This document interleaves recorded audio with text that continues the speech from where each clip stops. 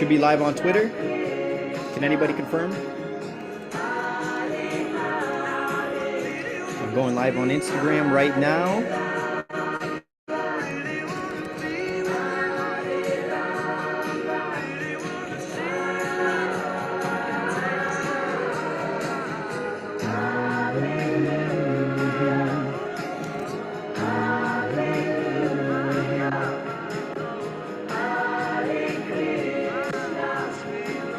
Hello to everybody on Twitter. I'm gonna post this.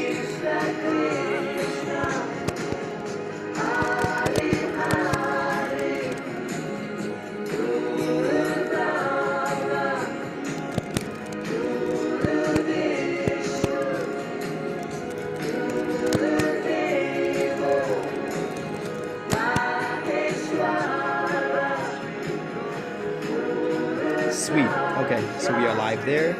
We are live on Instagram with some hype music. Let's see. Let's check out YouTube. Hey, we are live on YouTube as well. Let's check out YouTube. Senor Loki, what's going on, brother? That's a nice phasing out music. So how is everybody doing today? How are y'all doing? I'm seeing the viewers pop in on all the different platforms. What's up? What's up? Jordan, Tunnel, Mas Empathy. What's going on, Rach? What's up, Rizwan? I see Ehsan here. I see lots of different people. What's up? What's up? What's up? I'm gonna be. Es bueno verte. Hace tiempo que no te veo. Sí, sí, sí. Para mí también. Es bueno. Okay. Well, hey, let's do this. Let's jump in. I am streaming on 5 different platforms right now, guys. It still feels like a new experience. Hola and happy Sunday from the Caribbean. Hey, what's going on? Mass Empathy. What's going on, Tunnel? What's up, Mateo, Philip? Good to see you, Philip. Hello. Sweet. So here we are. Let me jump back into the Zoom here. Let me do this too. So today, guys, in our daily live streams until listing, today we're going to do a deep dive into one of OSIS's sister companies, CoinCare. A lot of you have asked about it. This is where the CoinCare cards came from. Really a lot of how OSIS came to exist is because of CoinCare, because this is one of the first major project that myself and my co-founders have had serious success in. And that actually, the money that we made from that was used to fund OSIS at the beginning.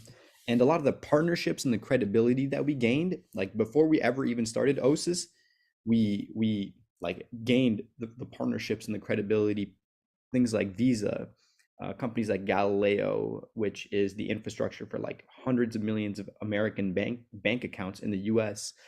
There was Prime Trust. There was a company called Banks. They're still here. They're our current partners on the CoinCare side. But essentially, OSIS was born from the momentum that CoinCare generated in 2021, and they work together really, really well. I'm going to dive into, in this Zoom and in this live stream for everyone, more about CoinCare, the history of it, the story. You're going to learn more about myself, about Chris, about our professional backgrounds as founders of this project and people who are entrepreneurs that have built businesses before and are currently building CoinCare into a legitimate licensed chartered bank in the United States and around the world. So stay tuned. In here, I'm going to take you on a blast to the past. It's going to be a little bit of a story time for me. It's very nostalgic because I'm looking through the stuff, and I'd say I'm in those past videos, I'm not as comfortable as I am right now speaking publicly and being in front of people, but hey, I was there and I was doing my best. and it's really funny. It's cool for me to see the growth personally, but it's also cool to just look back on like, hey, we went there, we did that, we grinded, and we made it happen. It was a big deal because we worked with multiple major banks. We made people over $50 million in funding within a few months in 2021 with CoinCare. It's like the perfect example of right place, right time, right idea. And these three concepts is exactly what we're applying here at OSIS when it comes to being at the right place at the right time with the right idea. When it comes to listing here now, this month, well, this 30 days before the Bitcoin halving, it is the right place, the right time, and we know it is the right idea. So let's jump in. How many of you remember seeing the old, I think it was maybe a year ago, our OSIS deck that had this visual right here, the blueprint. How many of you remember seeing this blueprint?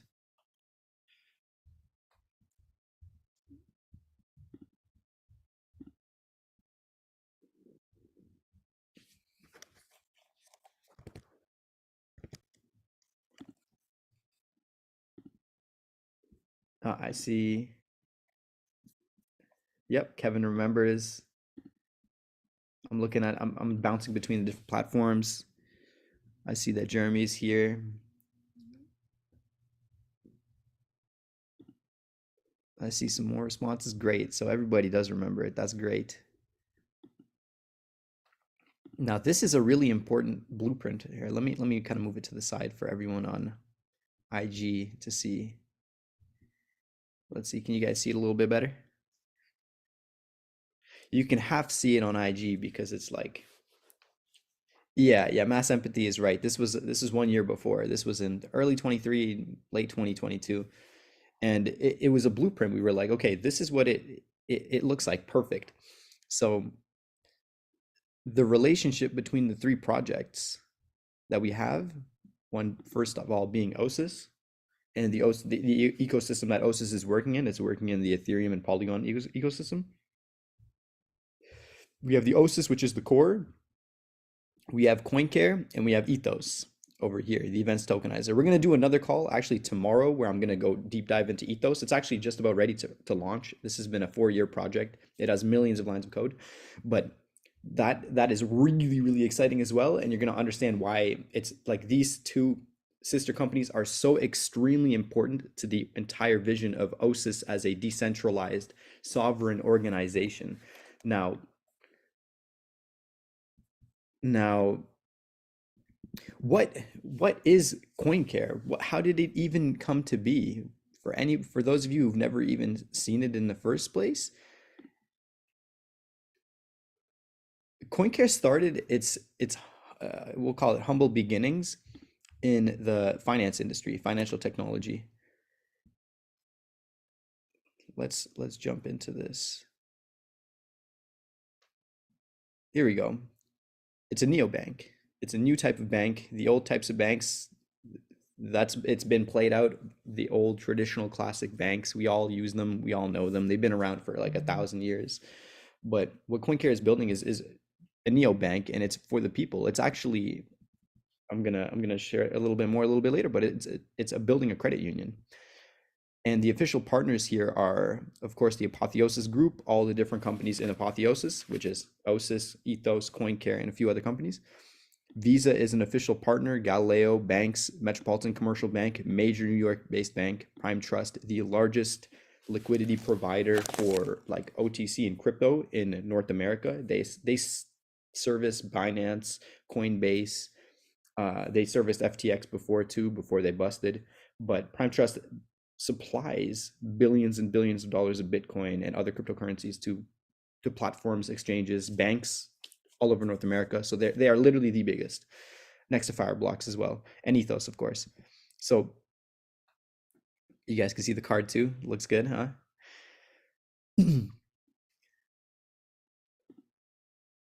CoinCare is a bank. CoinCare is a bank.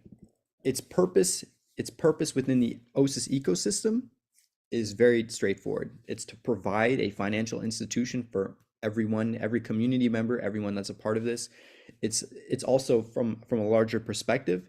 It's there to help the underserved and like underappreciated people in North America. We can show you that in the US alone, there are like over 67 million unbanked, okay, over 7 million unbanked people. You can look at like, ethnicities too. This is all Federal Reserve data. Underbanked is more than 16 million people. But in total, underbanked is more than 67 million people, 63 million people in the US. 1 in 5 people don't even have access to modern financial tools. These people don't even know what crypto is just yet, or some of them do. But we're like, okay, let's bridge Web 2 to Web 3, starting from like the roots, the ground floor with people who are in the US primarily, that where we start, but we're extending to Europe, we're extending to South and Central America, and eventually to Asia as well. But first, we need someone on the team that can speak that language. But we've already got our roots in the US. It's already solidified. We've got some roots and connections in the UK and Europe. And so CoinCare is doing a lot. But how did it start? So in 2021, something called the CARES Act was launched. This was during the pandemic, okay?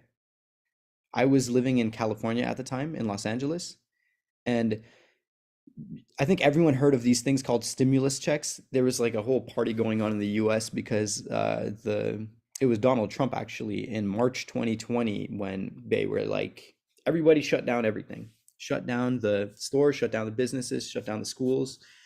Uh, the government gave like one-time cash payments, basically sent every American a check for $1,000. So of course, I mean, Americans aren't working, but they just got free money and they were all partying and stuff.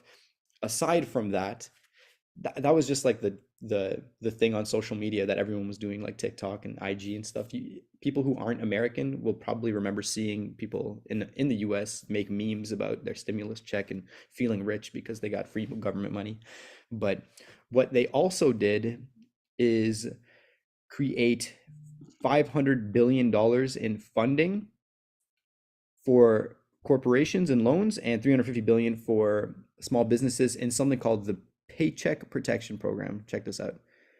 Basically, they wanted to like reduce the amount of economic effect unemployment would have on people. So basically, the government printed money.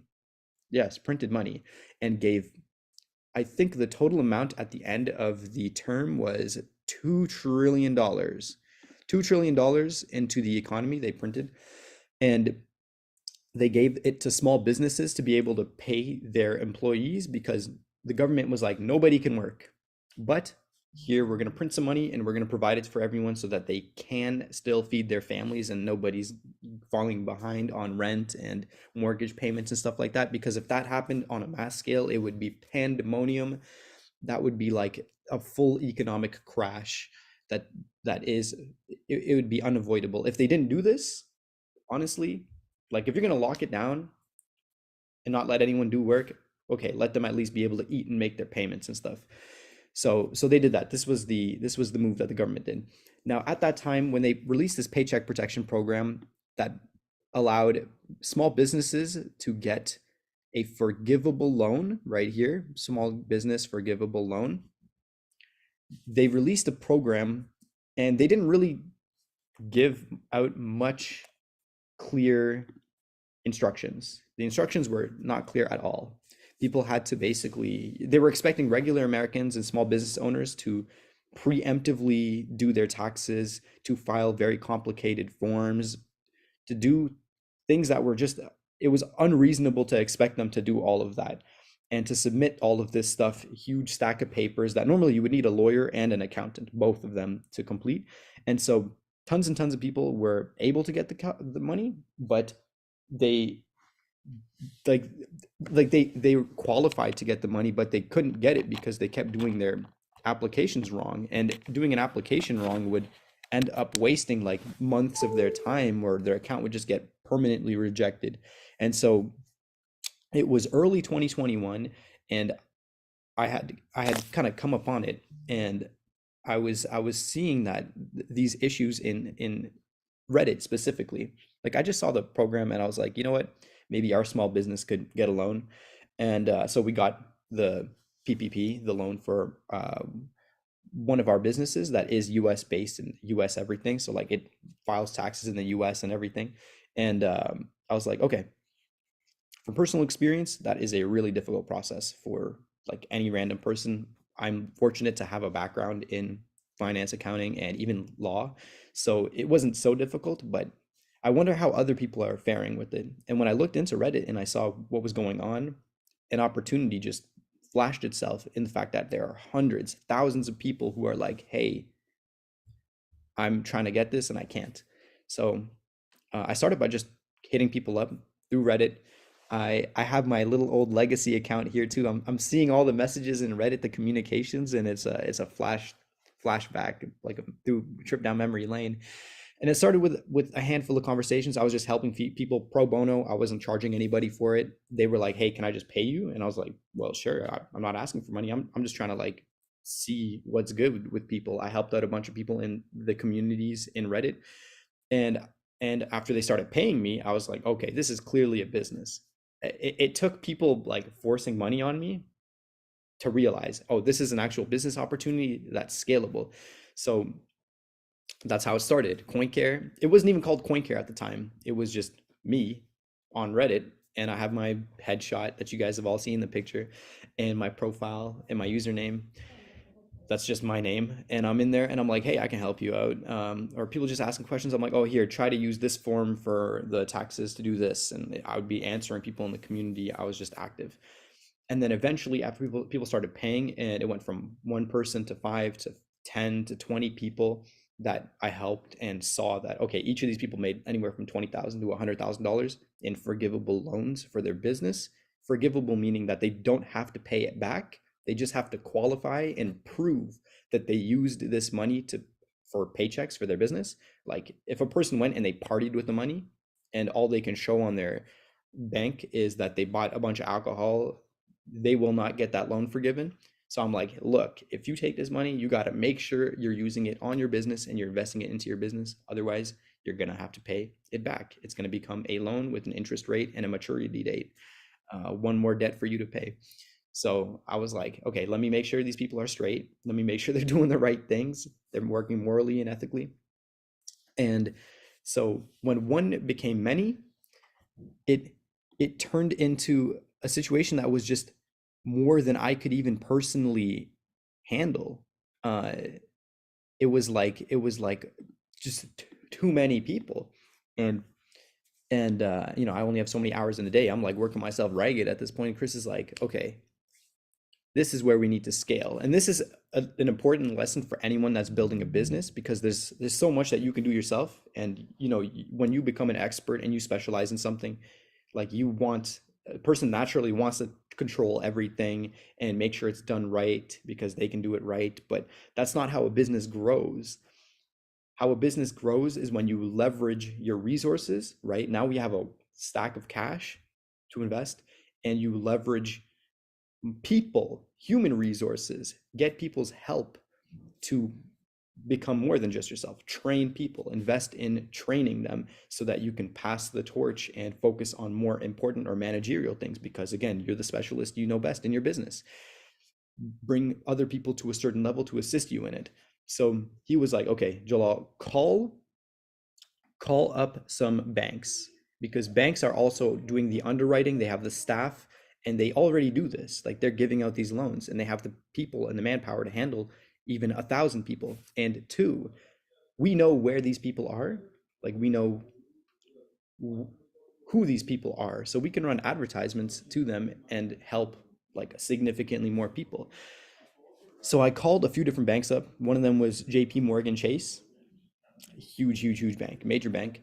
And the other was called American Lending Center, ALC. It is a bank that's based in a city called Long Beach in California. I was actually like living right near Long Beach at that time. And so after speaking with a bunch of them, the ALC was like the first to hop on. They were like, hey, we're an SBA verified lender, like they're a government lender, and they have a full-time staff that's just only dedicated to doing these loans, doing all the paperwork and processing it all. So I'm like, okay. And they were like, we want to work with you. If you're able to bring us more people, because that's what I said, I was like, hey, I'm gonna like 5x. I'm gonna bring you 5 times more business than you currently have. All I want is a piece of the commission. And they were like, please, let's do it. So I'm like, great. uh, JP Morgan Chase was not offering nearly as good of a deal. They were not willing to like split as much, but ALC was more than happy to give us like our fair share of money earned. So we dived in with ALC. That was the move. I'm gonna show you guys what it looks like. American Lending Center, Long Beach.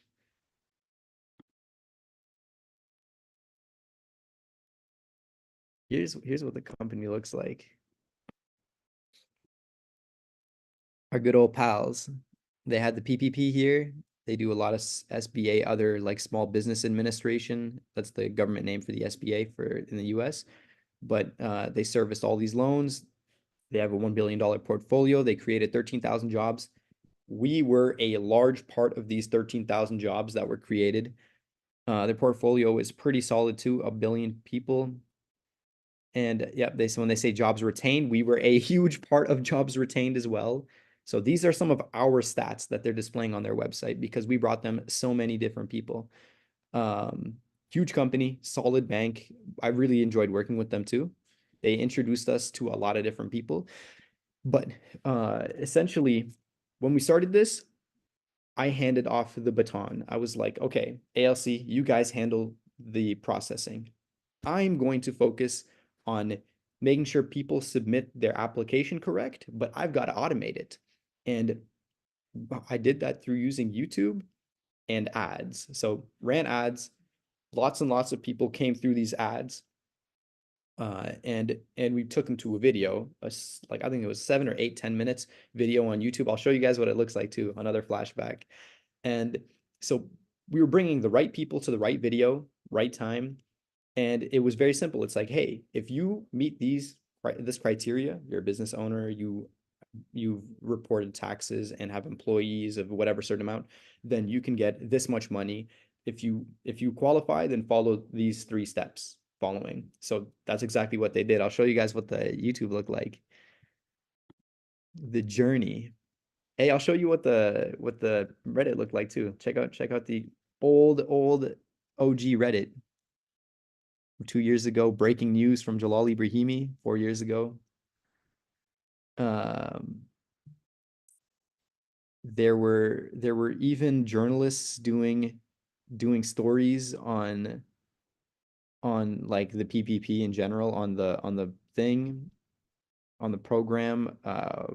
We have all kinds of people on here that were like talking about their timeline, that this and that. I talked about the forgiveness processes 3 years ago, but a few hundred people here. And then on the OG CoinCare thing, that's 4,400 people saw this video. 10,000 people saw this video. Like you guys can see Chris in here talking about this. Oh, and these were the applications right here, 10 minutes showing them how to take their first steps. Check this old Hey classic everyone, video. this is Jay with the CoinCare Group, and we have a really cool opportunity among us today. The government has issued a new stimulus check for the self-employed and small business. This is nothing like the other stimulus check. This is a whole lot more, and it is dedicated to anyone who works for themselves or runs a small business. So the PPP is a forgivable loan that you do not have to pay back. Individuals can get up to $20,000 based on their income from this program, and businesses with employees can get up to $10 million. Loans under $50,000 are actually guaranteed forgiveness with our partner bank, American Lending Center. Who can get it? Any small business with less than 500 employees, if you're an independent contractor, if you run your own firm, if you do any kind of freelance work on the side, you do gig work like Uber or DoorDash, or maybe you're an artist, really any kind of work that was outside of a regular W-2 job, this program is for you. The only thing the government asks is that one, you've been in business since before February 15th, 2020, and two, you reported at least $5,000 of that income on your tax return.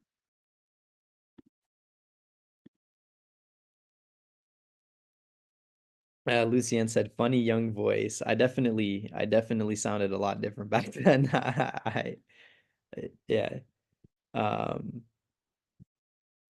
yeah, some people on IG are asking, "Oh wait, is this only for Americans?" And the PPP program is was only for Americans. It was a US based thing. We were in the US at the time. This was happening before OSIS was even born.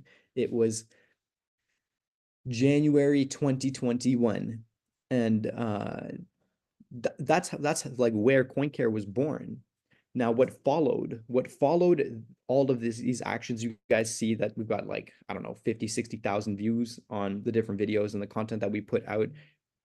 A lot of these views turned into people who got approved for loans. And like I'll show you what it looks like.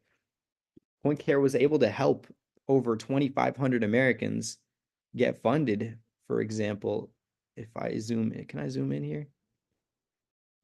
I hid their names, but just for everyone to know, these are actually completely, this is public information, so I'm not breaching any kind of confidentiality or anything. These are people that we personally helped. I got on the phone with a lot of these people and they got funded. This was what CoinCare did for people. Got this company the Flavor Tree 98K, got this company Palabra LLC. I think the Palabra was like a law firm or something. 82K for their employees, but tons and tons. And this list goes on. It keeps going and going and going. There's like thousands of people on this list, and it was all in check this out. What was the timeline? So this person submitted on February 10th. Hey, this is like a 4 year anniversary right now. Is it 3 years? 3 year anniversary. And they got approved on the 26th. Like they got their money on that time. This guy started here and then it took them a little bit longer because they just took long to do their thing. Same with them. And this guy got his 20K in 10 days, 9 days. So we were able to show these results to all of our partners, right?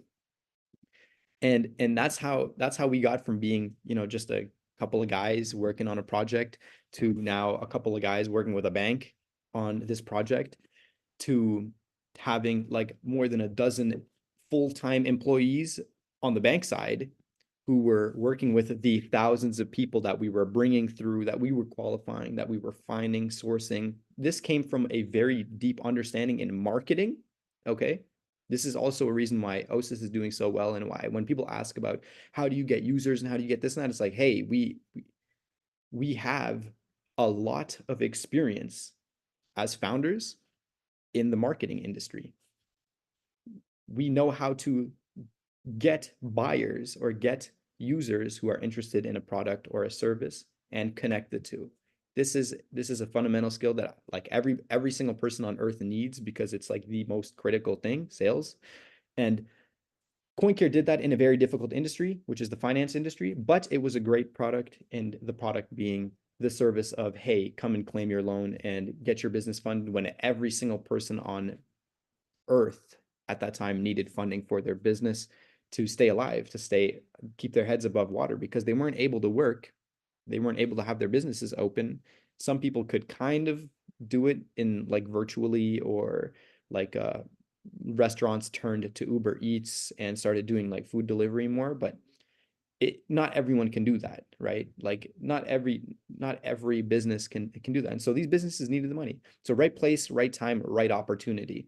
And the fact that we have a marketing background as a team before OSIS, before CoinCare, uh, we had another company called the Viral Marketer.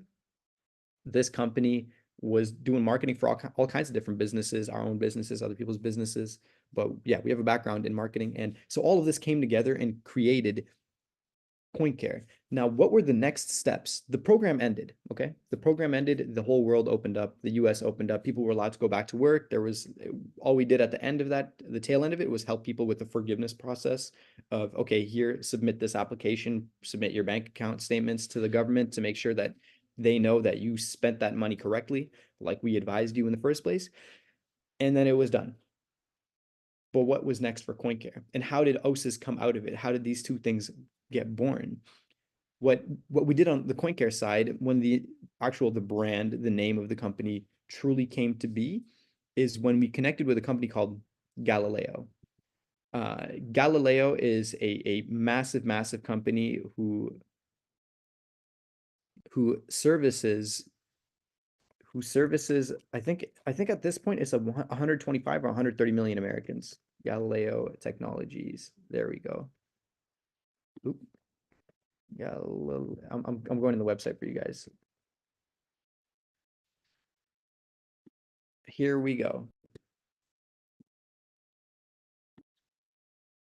Boom.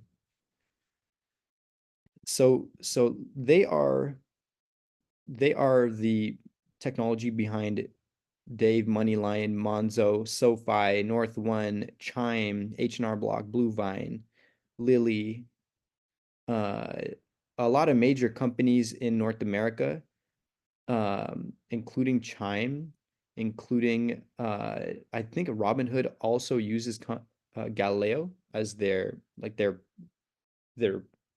infrastructure because banking is very complex. Becoming a neobank and becoming really a digital bank that doesn't need to have physical establishment, you would go through someone like Galileo, which is like the foundation. And so we connected with them. They seen our results. They got the testimonials from the different banks that we worked with, thousands of people who left uh, reviews for us.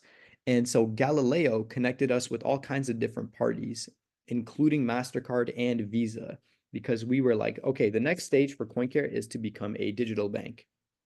It wasn't long after. Actually, it was in 2022 when we realized the even greater vision of CoinCare.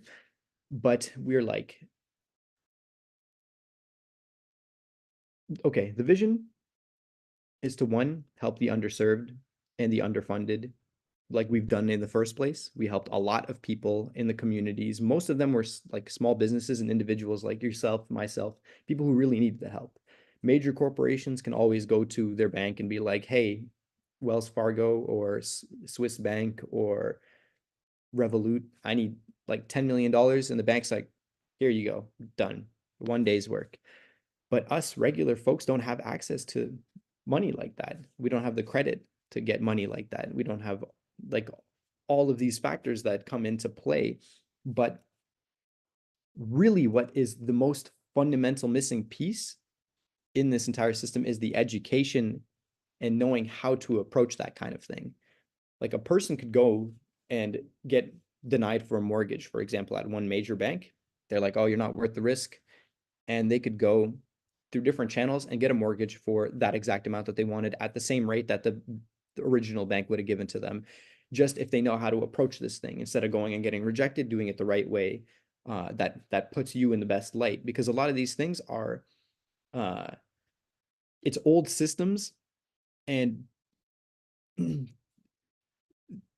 there's a right way and a wrong way to go about it in like today's systems. It's well, essentially what CoinCare is doing is giving that education, but not only the education, we realize the larger vision of it and what changed in 2022 is that this this project, this bank should not be limited to being just a digital bank piggybacking off of an existing bank.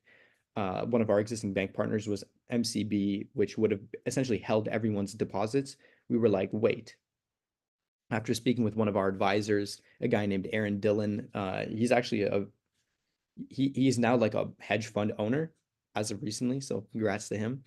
He was like, why would you guys work with other people and use other people's infrastructure and all this stuff when you can build and register your own bank, your own credit union, and build your own like real thing?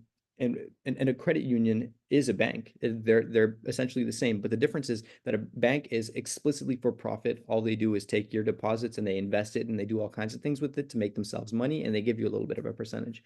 But a credit union is focused on a group, a community, serving a community, giving better rates, giving the education that they need, providing the mortgages, the business loans, the financing for their projects. And when he broke this down to us and introduced us to someone internal in the FDIC, FDIC is like the Federal Deposit Insurance Corporation, introduced us to the people that can do the licensing and charter a bank for us. it was a completely different situation. Like CoinCare went from one place to like now a much higher level. We got introduced to Visa as a result with the project, and I'll show you our contract with Visa.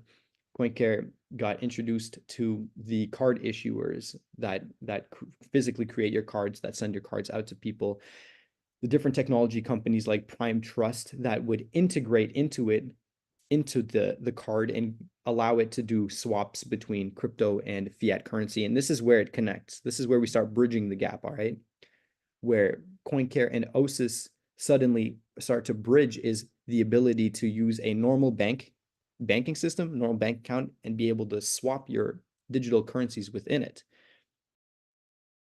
Other banks don't really do that. At least in North America, they don't. And then in Europe, you're starting to see a lot more companies, and I call them companies, but they're banks, but a lot more banks allowing people to hold digital currencies like Bitcoin, Ethereum, USDT, and stuff like that, and have a regular balance. But in North America, Central America, and definitely South America, this is not a thing yet. But not only the ability to use your cryptocurrencies and your like fiat currencies, but the ability to finance. And this is where the vision for OSIS and CoinCare that really, really comes together. One thing that a bank can do is use leverage.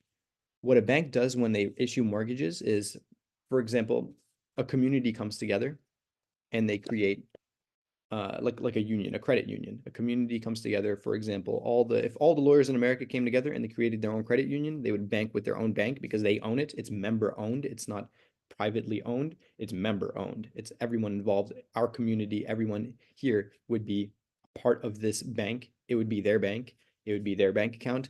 They don't have to worry about the bank just overspending their money and potentially bankruptcy because of the bank, which happened in 2008 and 2009. It also happened in 2022 after the FTX failure. There was a huge bank run, and it was started in the US, but it hit Europe, it hit Asia, it hit South America, like back to back. I think it was a specific Swiss bank that was going through bankruptcy. There were several Silicon Valley Bank, Pacific Western Bank, a handful of other banks in the US that were in the same position where if they go bankrupt, literally every dollar that you as a business or as an individual put with them is gone. Do we want to trust? That was the other question. Do we want to keep trusting other people with our stuff, other people with our money? Well, Web3 says no. Web3 is about self-sovereignty and ownership. Okay. That's what OSIS is about. That's what our entire suite of products is built around: decentralization and giving each individual their power back, not just online, but now with CoinCare offline, with their capital, with their investments, with their insurance, with their mortgage, whatever it is, it's your bank. This is what I'm trying to show you. And these are connected because once we have this launched, everybody can bank with it. Not just OSIS community members, but other people too. But when they start banking with CoinCare, we're going to be like, hey, check out OSIS, check out all these different products. They're going to learn about OSIS through this traditional bank. And the purpose of CoinCare too is to finance people's projects. So we have the OSIS exchange where people are going to be launching their projects. We have we have Ethos where people are going to be building a business when it comes to like hosting, entertainment industry, doing events, doing live streams, things like that. Both of these projects have a group of people. Some of you are probably watching this stream now who have their own business, who have their own projects that they're trying to develop and they're trying to bring out to the world. Those things need capital. Well, hey, now you have a bank that is your bank, that's owned by you, that is financing like our people. It's incredible. It's able to leverage from like the Federal Reserve. It's able to leverage from like central banks, which is huge. It's huge.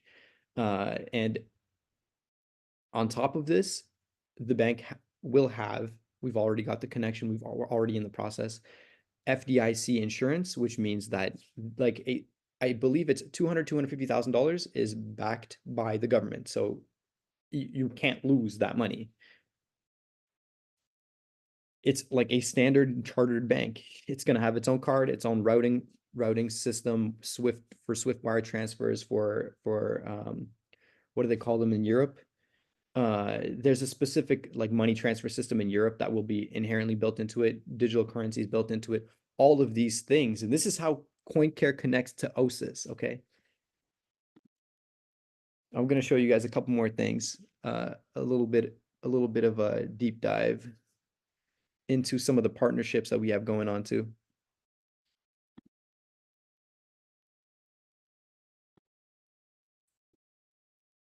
Check this out. Check this out. A lot of people were curious about the Visa thing. They were like, "Are you really partnered with Visa?" Some people ask, like, "Hey, are you really partnered with Visa?" Answer is yes, we are absolutely partnered with Visa. This is a signed and sealed document. I can't show you the full agreement because it is confidential, but the front page is fine. It's Visa USA Inc. with CoinCare Group.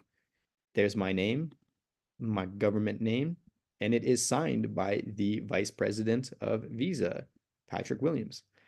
And here I am as the Chief Operating Officer. This was signed in 2022 when we decided on Visa over MasterCard. We didn't want to sign with MasterCard. They just had way more limitations, and like Visa is actually more widespread. So we're like, okay, let's work with Visa because we want to be available in every single country from day one of launch. We want to be available for everyone, whether you're European, you're Asian, you're in Africa, you're in South America. Visa is everywhere. And it already is connected to the existing banking system. So, for example, a person would be able to take their card, their CoinCare card, and access their account from like any bank that's within the Visa network, Interact network, they would be able to do that. I think the networks are slightly different in Europe, but like that is all like taken into account and that is being built. CoinCare costs a lot more money naturally than OSIS. Okay, understand that. CoinCare is a bank. It needs like more than $10 million to do. We have been in and are in conversations to raise that capital. It is a separate situation than OSIS. Now, what we want to do, the plan with OSIS too, is after listing, we have tens of millions of people coming in to see the project, to join the community, people signing up for accounts, is being like, hey, all of y'all can be a part of CoinCare as well. Like it is your bank. That's what the bank is being built for OSIS community members, for Ethos community members. And so the user base is being generated from the other two projects coming into CoinCare, whereas CoinCare will also generate its own user base that like they don't know anything about Web3. They're not in Ethos. They're going to be just regular Americans who love the idea and want a new bank. So that's another side of things. But this is how you have three pillars. OSIS is right in the middle. It's like a pyramid. We'll put OSIS at the pinnacle and we'll put the other two projects right here as CoinCare and Ethos. That covers a lot of the CoinCare side of things. We do have the CoinCare business plan available on the website. You can go to coincaregroup.com to kind of understand more of the strategy and the development and the vision for it. I didn't go too deep on the vision, but I'm super passionate about financial literacy and helping people. I saw like just how messed up people's lives were when I was helping them personally. It was like phone call to phone call at the start of the PPP, at the start of CoinCare. And I was seeing like just how difficult people had it because they didn't have proper access to banking and the tools, and especially the education to know what to do with their money. It was like low-key heartbreaking. I was talking to people who were losing their homes, who were losing like everything just because of not knowing a few simple things. Yeah, it was heartbreaking back then. So that gave me a really big drive and passion to be like, okay, this is unacceptable. People cannot be living in poverty in first world countries where there's infrastructure, where there's tools, where there's all sorts of things to help them be in a better position, especially like underserved groups. We have a chart in the CoinCare business plan that shows like, hey, most of the people that are affected by this are people of color and people like minority groups, and it sucks. It's that is at the core of what we're building here. It's also the core of what is in OSIS too. It's like I'm sick and tired of this whole system and people being kind of like neglected and tossed aside and not cared about because the more important things, these mega corporations and the influential people with money and the influencers who are got all the attention and stuff. It doesn't make sense to just throw away so many people and to just count them out. I firmly believe that every single person can turn that around and build a much more solid base for themselves. whether they're entrepreneurs or they're self-employed or they're small business owners or they're not. Even if they're employed, it's like everyone can make better decisions and invest better and move better with their finances if they just have a little bit of knowledge and information on how the system works and what to avoid and what to like, what opportunities to jump on, what is safe, what is a good calculated risk. All of these conversations are going to be like that's a huge conversation that is CoinCare and what we're diving into in CoinCare. But that's a conversation for another day. I primarily focus on these topics within the film of Web3, the scope of Web3 when it comes to OSIS. So I think that wraps up everything here. I'm gonna look around for some of the questions to see if there's any outstanding.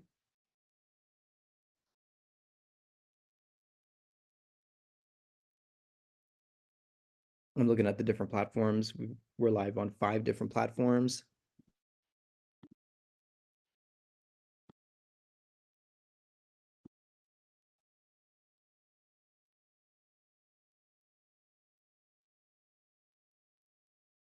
This is tens of thousands of hours of work and dedication. For anyone wondering, it's like tens of thousands of hours in the last 2018 until now. Six years. My 6-year anniversary of working on these projects has just passed. Y'all didn't hear about it until 2021.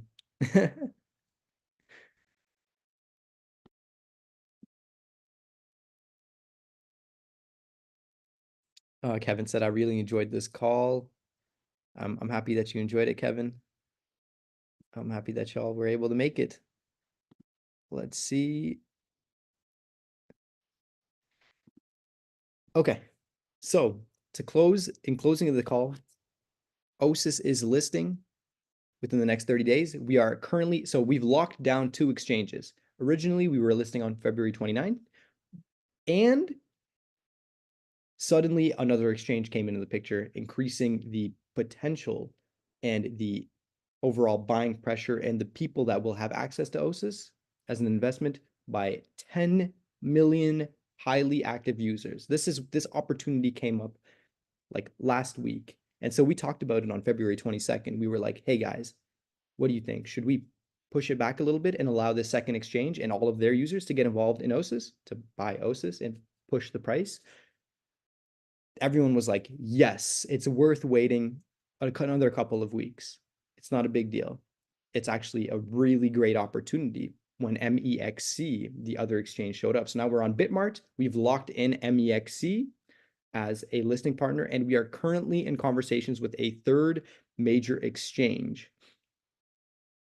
The third major exchange, I'm going to announce who it is, like if and once we lock it in with them. But MEXC is locked in. We've received all the paperwork. We're going through their due diligence process, but so far everything's good on that side. Now, these other exchanges that we're getting on have costs. It's a small cost to the reward ratio, though. It's like 1 to like 50. So this is the reason why the OSIS presale has opened up again. The project is raising capital about 250K. So 500,000 OSIS is for sale right now. We have conversations with private investors, but we wanted to also open it up to the public to get involved. This is the last opportunity for anybody here to jump in. The outcome is going to be OSIS listing on 3 major exchanges, just like our advisors and everyone has told us, because listing on 3 pushes the project to whole new heights. Our partner CLS Global has shown us exactly what happens with projects that do list on multiple exchanges, and he said, hey, when you list on one exchange, you get access to their user base, which is a few million people. When you list on 2, you get access to their user base, which is another few million people, and people in 2 different markets around the world talking about your project and investing in your project. When you list with 3 or more, it becomes an exponential effect each time. And the best way to win in a listing, in your first impression coming to market, because you can only list one time, your initial public listing, he said, is to create more demand and buying pressure. What better way to do that than to appear in front of tens of millions of more people and get promoted to them by their exchange. Like, hey, buy OSIS. That is the conversation that's happening. All of our advisors said, look, if you can get accepted by other exchanges, do it. And boom, we got accepted by a second one. We're in the process of getting a third one, which is going to put us in front of, yes, over 19 million buyers for OSIS. For reference, today we have a little over 2,000. What is going to happen when it's 19 million? Or when we add a third exchange, it might be over 30 million people. Uh, it's a huge opportunity, and this is why these things have costs, they have listing fees, and that's what we are raising for at this moment. It is a huge opportunity. The team is super excited. We know we're going to close this round in the next like week or two. That is an inevitability. The moment that's closed, all of these things will be executed in action. And the question that Kevin asked is, when will OSIS be airdropped? It'll be airdropped on the listing date. Whether that's in the next 2 weeks or maybe maximum 4 weeks. We are not going beyond that point, no matter what. Because the Bitcoin halving is coming up. We want to make sure that we are listed before the Bitcoin halving. I think it's in about 45 days that Bitcoin is halving. Excuse me. We want to get all of our stuff in order, get everyone on the ship, everyone situated, all of your tokens airdropped on the listing date, and it has to happen before Bitcoin halving. On multiple exchanges. Three is the goal. 2 are locked in. Third one is getting locked in, and the capital is being raised for it. Congratulations to everyone. We're already past 25K OSIS raised in the past couple of days, which is fantastic. Let's keep focused. Let's keep pushing. I'm going to be going live every single day until listing. If anyone has certain topic suggestions, things that they want to talk about, things that they want to learn about and ask about, drop it in here, drop it in any of the social media so we can get that information from you and we can build a presentation around it, because odds are if you have a question, like 1,000 other people have the same question as you.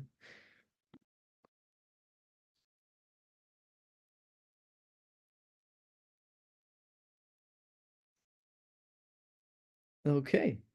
Well, hey, thank you so much for being here. That is our 1 hour. Our 1 hour is up. I hope you enjoyed the presentation. I hope you guys even check out more into CoinCare and understand it for yourself. Think about it for yourself, how these two projects connect and how OSIS is like super benefited by having CoinCare around as its partner, not only as like a legitimacy factor, as a credibility factor, but also as like like the ability to finance our own people is extremely powerful.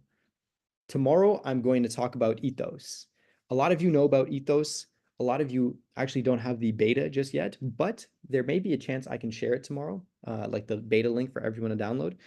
But for sure, you're going to be seeing what the project looks like, where the app is at right now, today, the current development, and how that connects to OSIS in terms of driving users, driving like business owners, more creators onto the OSIS platform to use tokenization to tokenize their products and their services, and how it just creates a lot of buzz and hype and we'll say like community activity for the project. Both of these now, when OSIS has the exchange launch in 2025, both of these projects, OSIS, CoinCare, and Ethos, are going to be huge, huge, huge, huge players with the community and people coming from both of these platforms to OSIS. It's going to be like a complete game changer. It's something that nobody else has. No other project in the world has this kind of a setup where they have a social media application and a like a literal chartered bank pushing users, pushing credibility, pushing activity.